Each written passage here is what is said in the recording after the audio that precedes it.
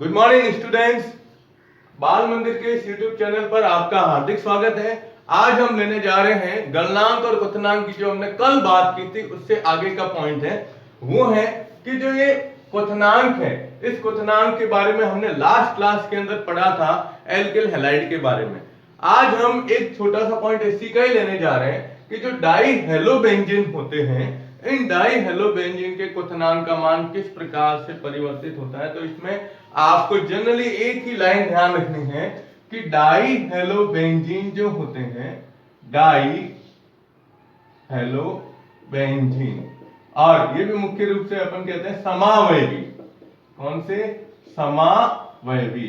Die हेलोबेंजीन के क्वथनांक जो होते हैं ना, क्वथनांक का मान लगभग क्या होता है? समान होता है। लगभग क्या होगा? समान होता है। ये लाइन आपको इसके अंदर ध्यान में रखनी है कि भाई जो डाई हेलोबेंजीन के क्वथनांक है, ये डाई हेलोबेंजीन के क्वथनांक, इसमें भी हम कहते हैं कि समावयवी, तो इनके क्वथनांक का मान क्या होता है? लगभग समान होता है। ठीक है। अब बात आती है मुख्य रूप से किसकी? गलनांक। ये गलनांक थोड़ा सा आपको ध्यान में रखना है। गलनांक में हमें ना दो स्थिति बतानी है। देखो, एक होता है क्रिस्टल जालक संरचनाएं, ठोस पदार्थ जो होते हैं ना, ठोस पदार्थ में अवयवी कणों की व्यवस्था जो होती है उसको क्रिस्टल जालक के रूप में प्रदर्शित किया जाता है, और इन क्रिस्टल जालक के अंदर कणों के बीच में कई रिक्त स्थान पाए जाते हैं। तो एक क्रिस्टल जालक के अंदर जब हम किसी दूसरे पदार्थ को भी अगर रखते हैं, या एक ही प्रकार के पदार्थ के कणों को जब उसमें व्यवस्थित करते हैं, तो व्यवस्थित करने पर सब एक जैसा दिखाई देता है, तो कहते हैं कि इसकी सममिति जो होती है ना, वो समान होती है। तो यहाँ ये जो पॉइंट दिया गया है गलनांक का, वो ये दिया है कि जो ऑर्थो, मेटा और पैरा डाई हेलोबेंजीन होते हैं, डाई हेलोबेंजीन, इनके गलनांक के बारे में अपन बात करते हैं। तो इसमें आपको दो चीजें ध्यान में रखनी है। इसमें यह बताना है कि ऑर्थो और मेटा डाई हेलोबेंजीन जो होते हैं ना, इनकी तुलना में पैरा स्थिति वाले या पैरा डाई हेलोबेंजीन के गलनांक का मान जो होता है ना, वो अधिक होता है। क्या होता है? अधिक होता है। ये चीज आपको इसमें ध्यान में रखनी है। तो अपन इसको इस पॉइंट से ही बता सकते हैं कि ऑर्थो और मेटा डाई हेलोबेंजीन की तुलना में पैरा डाई हेलोबेंजीन, पैरा डाई हेलोबेंजीन का गलनांक क्या होता है? अधिक होता है। क्या होता है? अधिक होता है। अब आपको पूछेंगे कारण, कि भाई इसका कारण क्या है, इसका क्या रीजन है? जो अभी मैंने आपको बताया वो ये है कि पैरा डाई क्लोरो या डाई हेलोबेंजीन की सममिति के कारण, इसकी सममिति के कारण ये मान इसका क्या होता है? अधिकतम होता है। और सममिति को इस प्रकार से दर्शाएंगे कि इसमें ये बता सकते हैं कि डाई हेलोबेंजीन की सममिति क्रिस्टल जालक में आसानी से समायोजित होती है, यानी आसानी से इसमें व्यवस्थित होती है। समायोजित का मतलब क्या बता सकते हैं?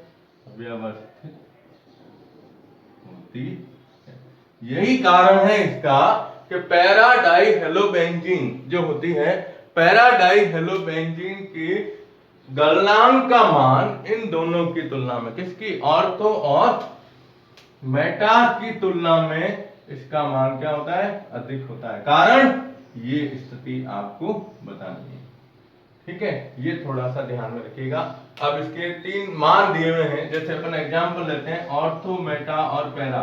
अब आपको इनके उदाहरण तो ध्यान है। ये ऑर्थो स्थिति, एक अपन लेंगे मेटा स्थिति और एक लेंगे पैरा स्थिति। तो पैरा में तो ये होती है, मेटा में ये होती है, और इसमें क्या होती है, ये होती है। तो ये ऑर्थो, ये मेटा और ये पैरा, ये क्या है, डाइक्लोरोबेंजीन, डाइक्लोरोबेंजीन के रूप में इसे प्रदर्शित करते हैं। अब आप इसके ये पी में यहां लिख देता हूं पैरा, ठीक है। अब इनके गलनांक के मान थोड़ा सा ध्यान में रखिएगा कि इनके तीनों के गलनांक किस प्रकार से दर्शाए जाते हैं। तो इसमें सबसे पहले का ऑर्थो स्थिति का जो है ना, ये गलनांक आता है 256 केल्विन के रूप में दर्शाया जाता है। 256 केल्विन इसका गलनांक है। दूसरे का मेटा स्थिति का बताया है 249 केल्विन, 249 केल्विन के रूप में दर्शाया गया। अब देखो इसका गलनांक 256, इसका 249, लेकिन हमने क्या कहा कि पैरा का सबसे ज्यादा होता है। तो पैरा का मान इसमें ध्यान रखिएगा 323 केल्विन। कितना है, 323 केल्विन होता है। तो आपको पूछेंगे ये कि पैरा, ऑर्थो और मेटा डाई हेलोबेंजीन की तुलना में ये इसका मान अधिक क्यों होता है। तो इसका कारण एक लाइन में बताना है, सममिति के कारण। और ये भी नहीं है तो ये बताओ आप कि क्रिस्टल जालक में आसानी से क्या हो जाता है, समायोजित या व्यवस्थित हो जाते हैं, इसलिए इसके गलनांक का मान क्या होता है, अधिक होता है। तो आप इसका स्क्रीनशॉट ले लो, इसको नोट करते जाइएगा साथ साथ में, ठीक है। और आपको एक सूचना और दे रहा हूं, ठीक है ना। वो सूचना ये है कि अब सोमवार, याद रखिएगा, सोमवार, बुधवार और शुक्रवार अल्टरनेट 3 दिन आपके केमिस्ट्री और मैथ्स का वीडियो आएगा, और मंगलवार, गुरुवार और शनिवार इस दिन आपके फिजिक्स और बायो का वीडियो चढ़ाया जाएगा। ये आज से अपने इस सोमवार से लागू किया गया है, ठीक है। बाकी और जानकारी होगी तो आपको बता दी जाएगी, ठीक है ना। तो इसका स्क्रीनशॉट ले लो, ओके। अब देखिए आप, अब इसमें आगे आ रहा है विलेयता के बारे में, ठीक है। देखो हमने लास्ट क्लास, मतलब 11वीं क्लास की बात कर रहा हूं, 11वीं क्लास के अंदर अपन ने पढ़ा था ना रासायनिक बंध वाला पार्ट। उस रासायनिक बंध में आयनिक यौगिकों की विलेयता के बारे में बताया था कि आयनिक यौगिक को जब अपन पानी में घोलते हैं तो किस प्रकार से, या उसका क्या कारण होता है कि वो पानी के अंदर घुल जाता है। इसी प्रकार यहां पर देखो हम पढ़ रहे हैं ना, ये एल्किल और एरिल हैलाइड के बारे में पढ़ रहे हैं, कार्बनिक यौगिक के बारे में पढ़ रहे हैं, ठीक है ना। तो जनरली ये कहा जाता है कि जो हेलो एल्केन है ना, क्या कहते हैं, हेलो एल्केन, हेलो एल्केन जो होते हैं वो जल में बहुत अल्प, यानी नहीं के बराबर क्या होते हैं, विलेयक होते हैं। बहुत ही कम या नहीं के बराबर कह सकते हो, या ऐसे कह सकते हो अविलेय भी बता सकते हैं अपन, ऐसा नहीं कह सकते कि आंशिक विलेय, ठीक है ना, ये भी कह सकते हो आप। क्यों, क्योंकि इसका रीजन मैंने आपको बताया था। विलेयता क्या होती है, जनरली विलेयता को हम किस प्रकार से प्रदर्शित करते हैं, आपको पहले बताया गया है। क्या था, देखो पानी लिया, पानी के अंदर आपने कोई पदार्थ उसके अंदर घोला। सबसे पहला काम पानी का होता है कि पानी के अंदर जो ऊर्जा होती है, ठीक है ना, वह पानी उस ऊर्जा का उपयोग करके पहले उस पदार्थ को आयनों में क्या करेगा, तोड़ देगा। उसके बाद अगर उसके अंदर इतनी एनर्जी रह जाए कि वह उससे नए बंध बनाए, तो पानी में वो पदार्थ क्या हो जाता है, घुल जाता है। लेकिन इसमें ऐसा नहीं होता है। जनरली ये कहते हैं कि जब हम एल्किल हैलाइड या हेलो एल्केन को, देखो क्या कहते हैं इसको, जल में मिलाने पर यह इनके मध्य उपस्थित अंतरा आणविक आकर्षण बल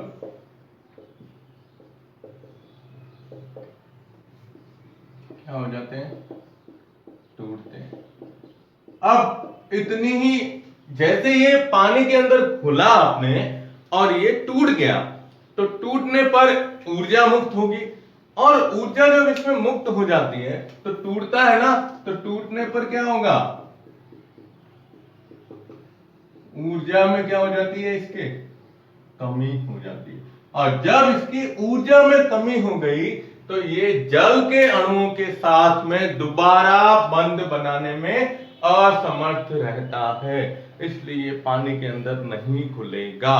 वापस से सुन लीजिएगा, बहुत इंपॉर्टेंट पॉइंट है कि जब हम, देखो ध्यान से सुनना, जब हम किसी एल्किल हैलाइड को जल में घोलते हैं तो जल में घोलने पर या मिलाने पर इसके मध्य पाए जाने वाला जो अंतरा आणविक आकर्षण बल है, जिसे अपन कहते हैं ध्रुवणता, जो इसके अंदर होती है, वो बंद जो होते हैं वो तो टूट जाते हैं। तो टूटने पर इसके अंदर क्या होगी, एनर्जी खर्च हो जाएगी। अब एनर्जी खर्च हुई तो ऊर्जा क्या हो गई, कम हो गई। और जब ऊर्जा कम हो गई है इसकी, तब क्या होगा, आप जानते हैं ना, पानी के कणों के साथ में, मतलब इसके पास में इतनी ऊर्जा नहीं रहती है कि वह जल के अणुओं के साथ में क्या करे, बंध बनाए, दोबारा आबंध। अब यहां पर वर्ड क्या ले रहे अपन, आबंध का निर्माण करता है। तो जब अगर ये आबंध नहीं बनाएगा तो बंध बनता नहीं है, इसका मतलब ये जल में क्या हो जाते हैं, अविलय हो जाते हैं। तो आप इस लाइन को ना इस तरीके से बताना कि जल में मिलाने पर इनके मध्य अंतरा आणविक आकर्षण बल या आबंध लिख देते हैं, ये क्या हो जाता है, आबंध, या इसे क्या कहते हैं अपन, बंध। टूट जाते हैं और टूटने पर इसकी ऊर्जा में क्या हो जाएगी, कमी। और ऊर्जा में कमी के कारण, ऊर्जा में कमी के कारण यह जल के अणुओं के साथ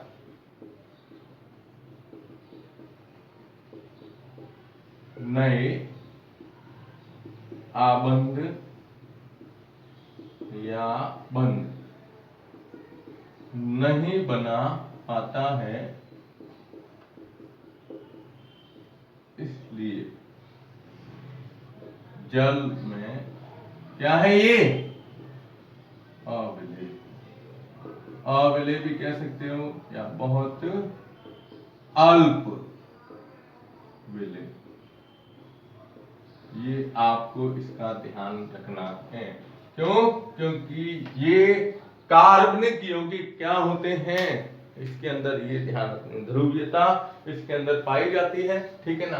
चलिए अब देखो, आप आगे आगे ये कहा कि चलो पानी के अंदर घोला, नहीं घुला है, ठीक है, नहीं घुलता है, मान लेते हैं अपन, लेकिन जब इसे हम कार्बनिक विलायक में घोलते हैं तो ये आसानी से घुल जाता है इसके अंदर कार्बनिक विलायक में। तो अब सेकंड पॉइंट इसका कि कार्बनिक विलायक में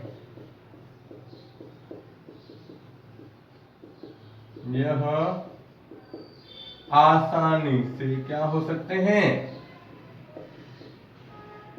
विलय।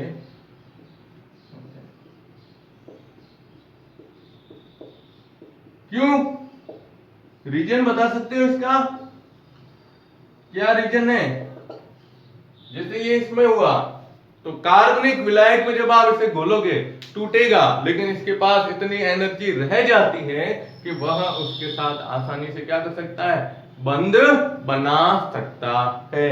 दोबारा सुन लो, जब आप इस एल्किल हैलाइड को, जब आप इस एल्किल हैलाइड को कार्बनिक विलायक में घोलोगे तो घोलने पर यह एल्किल हैलाइड पहले क्या होगा, पहले क्या होगा, टूटेगा। और टूटने के बाद जो विलायक के कण हैं, उन विलायक के कणों के, मतलब ये कह सकते हैं कि ये भी, ये रीजन भी ये बता सकते हैं आप कि यह कार्बनिक विलायक में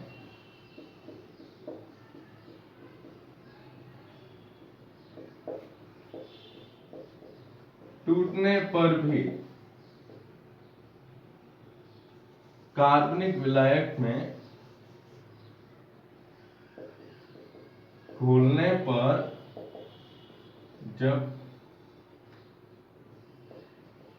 इनके मध्य आकर्षण बल या बंध टूटते हैं तब इनके पास इतनी ऊर्जा रहती है कि वह उसके कणों से आसानी से आबंध बनाता है।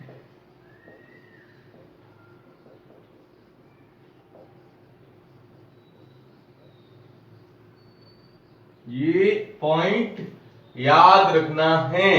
ये पॉइंट क्या कहता है कि काल्पनिक विलायक में घोलने पर जब इनके मध्य आकर्षण बल टूटते हैं तो इनके पास इतनी ऊर्जा रह जाती है कि वह उसके कण मतलब विलायक के कणों के साथ आसानी से क्या कर सकते हैं, बंध या आबंध बना देते हैं। इसीलिए ये कहा जाता है सिंपल लाइन, एक लाइन ध्यान रखो इस पूरे थ्योरी की, क्या कि हेलो एल्केन या एल्किल हैलाइड जल में बहुत ही अल्प विलेय और कार्बनिक विलायकों में क्या होते हैं, विलेय होते हैं। मैंने आपको इसकी विलेयता में बताया था 11वीं के अंदर कि समान को घोलता है, समान को घोलता है। ये याद रखना है। ये विलयन का एक क्या कह सकते हैं, गुण है, बहुत ही महत्वपूर्ण गुण है। ठीक है, तो देखो पहला हमने अभी क्वथनांक और इसके गलनांक के बारे में बात की थी। दूसरी अपने इसके अंदर आती है कौन सी बात, इसकी विलेयता के बारे में कि जब कार्बनिक पदार्थ को जल में घोलेंगे तो नहीं घुलता है, लेकिन कार्बनिक विलायक, अब कार्बनिक विलायक कौन कौन से होते हैं याद है, एल्कोहल, बेंजीन और क्या कहते हैं अपन, ईथर। और जनरली आपको एक चीज और कह देता हूं कि जो RX जो एल्किल हैलाइड होते हैं ना, एल्किल हैलाइड भी क्या है, एक कार्बनिक विलायक की तरह व्यवहार करते हैं। ये पॉइंट अलग से ध्यान में रखना कि एल्किल हैलाइड जो होते हैं ना, ये एल्किल हैलाइड ये क्या होते हैं, एल्किल हैलाइड हम क्या कह सकते हैं कि एल्किल हैलाइड भी एक क्या है, कार्बनिक विलायक के रूप में आते हैं। ठीक है, तो आप इसका स्क्रीनशॉट ले लो। ओके, अब देखिए, अब आता है इसके अंदर इसका फिजिकल प्रॉपर्टी या भौतिक गुणधर्म का लास्ट पॉइंट है, वो है घनत्व।